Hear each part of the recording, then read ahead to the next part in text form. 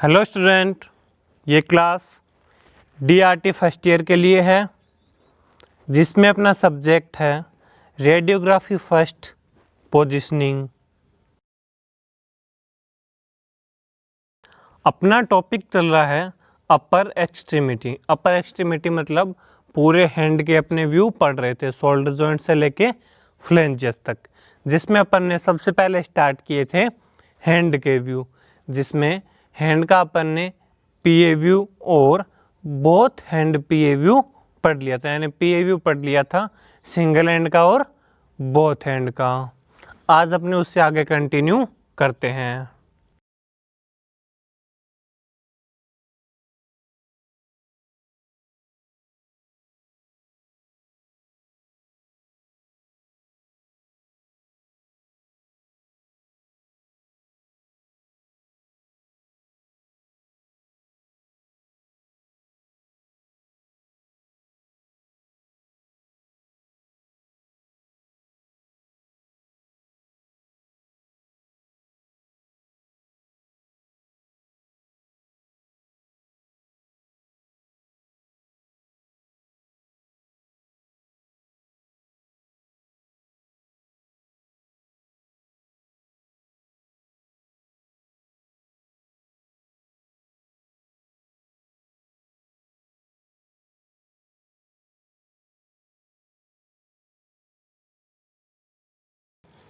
यहाँ अपने हैंड का आज लेटरल व्यू स्टार्ट करते हैं।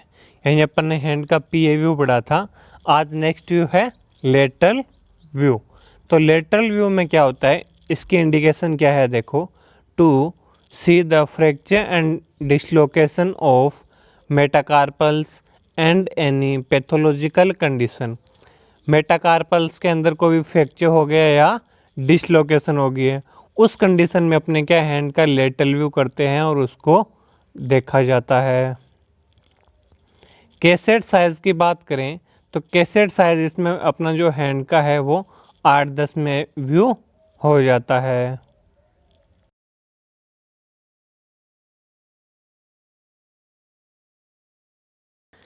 नेक्स्ट अपने बात करते हैं पोजीशन ऑफ पेशेंट।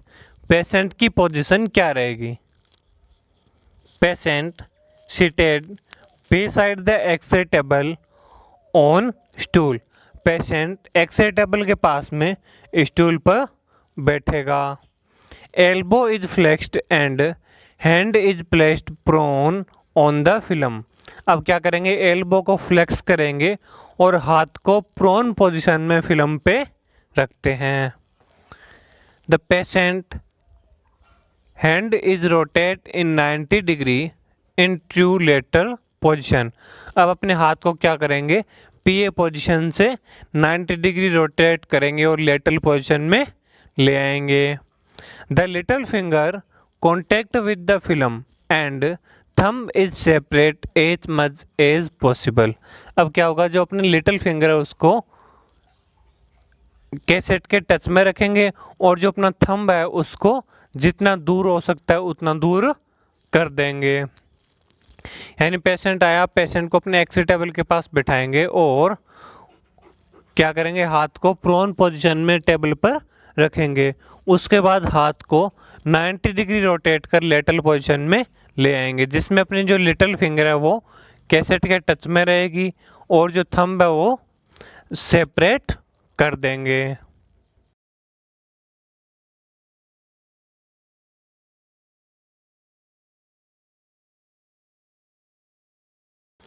नेक्स्ट अपने बात करते हैं पोजीशन ऑफ कैसेट। कैसेट की पोजीशन क्या रहेगी, तो इसमें देखो, the cassette is placed on the X-ray table and under the palm. वही पोजीशन जो अपने क्या है पीए पोजीशन में रखते हैं, पाम के नीचे कैसेट को रखेंगे। इसमें क्या रखेंगे, पाम के नीचे या हैंड के नीचे। तो इसमें कैसेट को अपने एक्स-रे टेबल पर रखेंगे और जो अपना हाथ है उसके नीचे अपने कैसेट को रख देंगे और हाथ ऊपर रखने के बाद क्या करेंगे, लेटरल पोजीशन में थंब को सेपरेट कर दिया जाता है ताकि थंब अपनी मेटाकार्पल्स को सुपरइम्पोज ना करे। सेंटरिंग की बात करें तो सेंटरिंग कहाँ की जाएगी, central ray over the head of metacarpal of index finger at right angle to the film। जो इंडेक्स फिंगर है उसकी जो मेटाकार्पल का हेड पॉइंट है, यानी जहाँ मेटाकार्पल आगे जुड़ रही है हेड पार्ट, उस पे अपने सेंटरिंग की जाती है। यानी जहाँ से अपनी क्या फ्लेंजेस स्टार्ट होती है फर्स्ट इंडेक्स फिंगर की, वहाँ पे अपने क्या है सेंटरिंग की जाती है। इसको अपने मेटाकार्पोफ्लेंजेस जॉइंट भी बोल सकते हैं।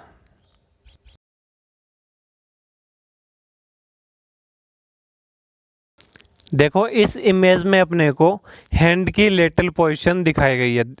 पेशेंट क्या एक्स टेबल के पास में बैठा हुआ है, अपनी एल्बो को फ्लेक्स किया और हाथ को एक्स टेबल पर रखा। किस पोजीशन में? लेटरल पोजीशन में, जिसमें पेशेंट की लिटिल फिंगर कैसेट के टच में रहेगी और जो ऊपर का थंब है वो सेपरेट किया हुआ है ताकि मेटाकार्पल्स को सुपर इम्पोज ना करें। उसके बाद सेंटरिंग की बात करें तो सेंटरिंग अपनी कहाँ की हुई है?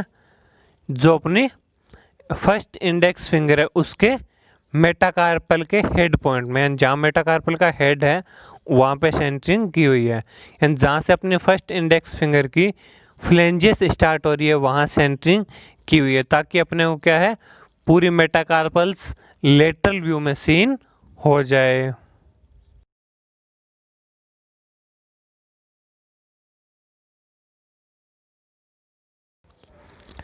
नेक्स्ट अपने बात करते हैं रेडियोलॉजिकल अपीयरेंस के। इसका रेडियोलॉजिकल अपीयरेंस क्या रहेगा? All the metacarpals and phalanges are superimposed on each other except of thumb. अपने को सभी मेटाकार्पल्स और फ्लेंजेस एक दूसरे पर अध्यारोपित यानी कि सुपर इम्पोज दिखाई देती है एक्सेप्ट ऑफ थंब, यानी थंब को छोड़कर, क्योंकि अपने थंब को क्या है अलग सेपरेट कर दिया था तो उसकी इमेज अलग हो गई। बाकी अपने सभी मेटाकार्पल्स और फ्लेंजेस एक दूसरे को सुपर इम्पोज करेगी।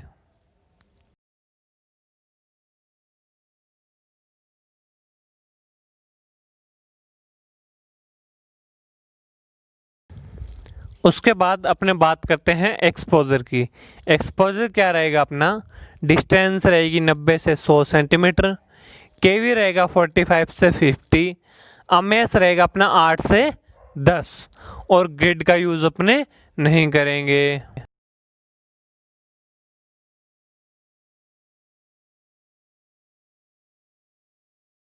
यहाँ अपने को एक लेटरल व्यू की एक्सरे इमेज दिखाई गई है जिसमें देखो हैंड की पोजीशन भी दिखा रखी है और हैंड का रेडियोलॉजी इमेज भी दिखा रखी है।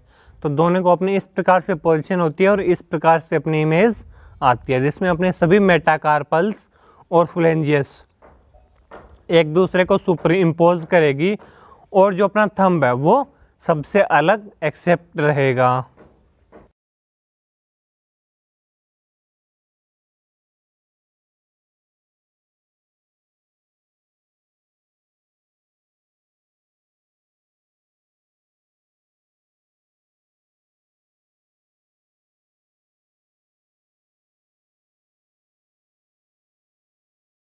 इसके बाद अपना आता है हैंड का ओब्लिक व्यू।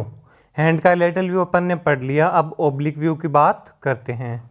तो इसकी इंडिकेशन रहेगी to see the fracture and dislocation of metacarpals and any pathological condition. Metacarpals में कोई भी फ्रैक्चर या डिसलोकेशन है जो अपने को लेटरल व्यू में दिखाई नहीं दिया, उसको अपने क्या है ओब्लिक व्यू में देख पाएंगे, इसलिए अपने ओब्लिक व्यू किया जाता है जिसमें कैसेट साइज अपना यही रहता है 8-10 का।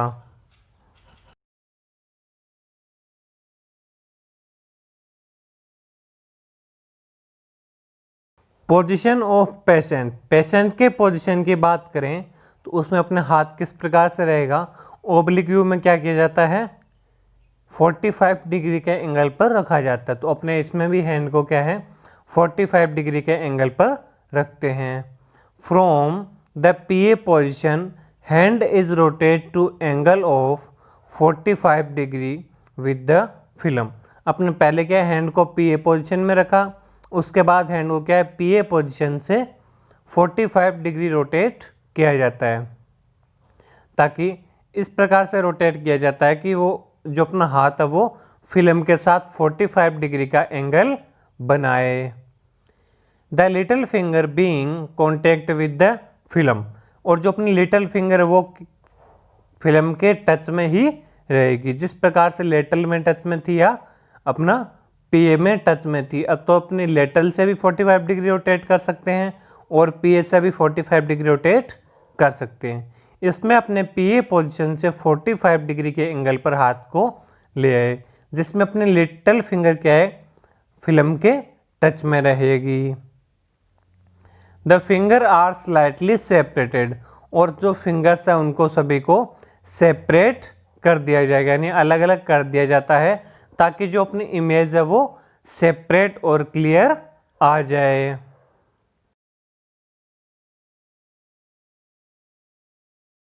उसके बाद अपने बात करते हैं पोजीशन ऑफ कैसेट। कैसेट की पोजीशन क्या रहेगी?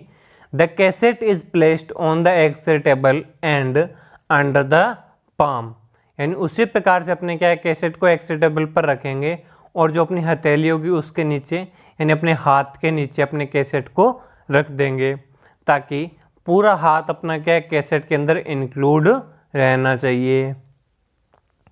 सेंटरिंग, सेंटरिंग कहाँ की जाती है?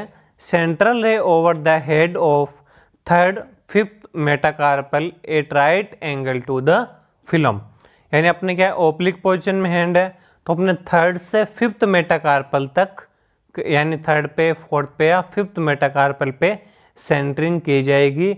और यानी जो अपना मेटाकार्पल का हेड है, क्योंकि अपने को आगे की फ्लेंजेस भी लेनी है और पीछे की मेटाकार्पल्स भी लेनी है, तो अपने मेटाकार्पल्स के हेड पे सेंटरिंग करेंगे।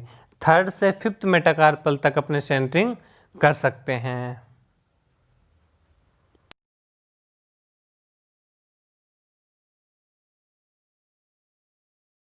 देखो इस इमेज में अपने को हैंड की ओब्लिक पोजीशन दिखाई गई है, जिसमें पेशेंट ने क्या किया हैंड को पीए पोजीशन में रखा, उसके बाद हैंड को थोड़ा सा 45 डिग्री तक रोटेट किया, यानी 45 डिग्री तक ऊपर ले आया।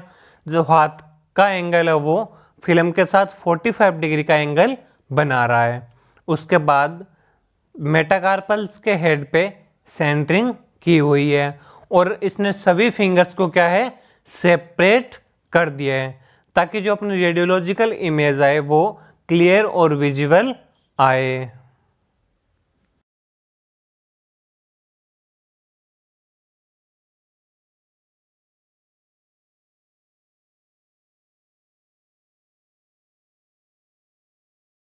नेक्स्ट अपने बात करते हैं रेडियोलॉजिकल अपीयरेंस की।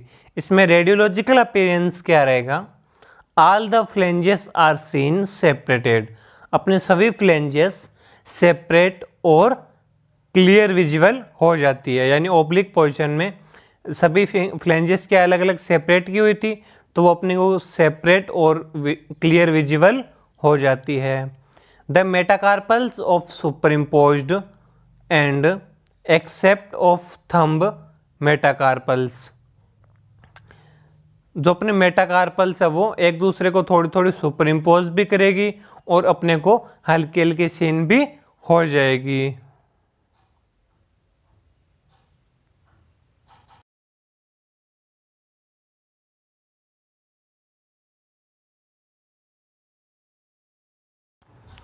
इस इमेज में अपने को हैंड की ओब्लिक पोजीशन दिखाई गई है, एल मतलब लेफ्ट हैंड का व्यू लिया गया है, जिसमें अपने सभी फ्लेंजेस देखो क्लियर और सेपरेट विजिबल हो रही है।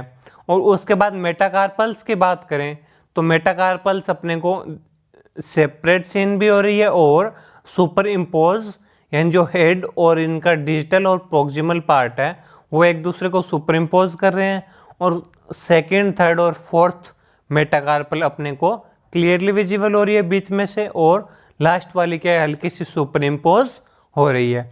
इस प्रकार से अपने को क्या है ओब्लिक व्यू की इमेज दिखाई देती है।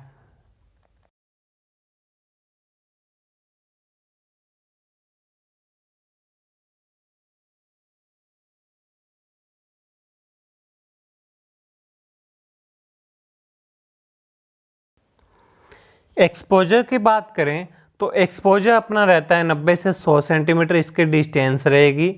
कैवी रहेगा अपना 45 से 50, क्योंकि इससे अपने कम कैवी नहीं कर पाएंगे। अगर इससे भी कम कर लेते हैं तो अपनी इमेज क्लियर नहीं आती है। अमेस अपना रहेगा 6 से 8, और ग्रिड का यूज़ अपने नहीं करेंगे क्योंकि एक्सपोजर बहुत ज़्यादा कम है। इतने एक्सपोजर को ग्रिड ही रोक लेगी तो अपनी इमेज क्लियर नहीं आएगी।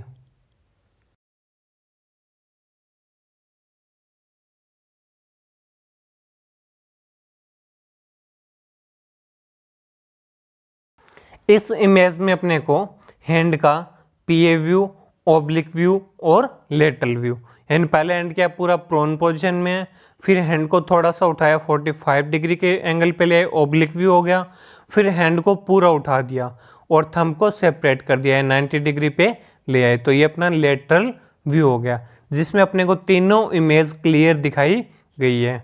पीए व्यू में अपने को क्या है, सभी फ्लेंजियस, मेटाकार्पल्स और जहाँ तक है कार्पल्स भी क्लियरली और सेपरेट विजिबल हो जाती है। ओब्लिक व्यू में अपने को फ्लेंजियस तो अपने को क्या है, सेपरेट विजिबल हो जाएगी। मेटाकार्पल्स हल्की हल्की एक दूसरे को सुपर इम्पोज करेगी, एक्सेप्ट ऑफ थंब, यानी थंब अपने को सबसे अलग और क्लियर सीन हो जाता है।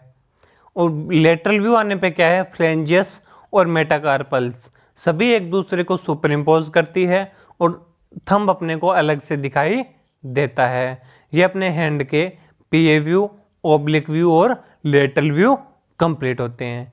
आगे बढ़ेंगे अपने नेक्स्ट क्लास में। Thank you.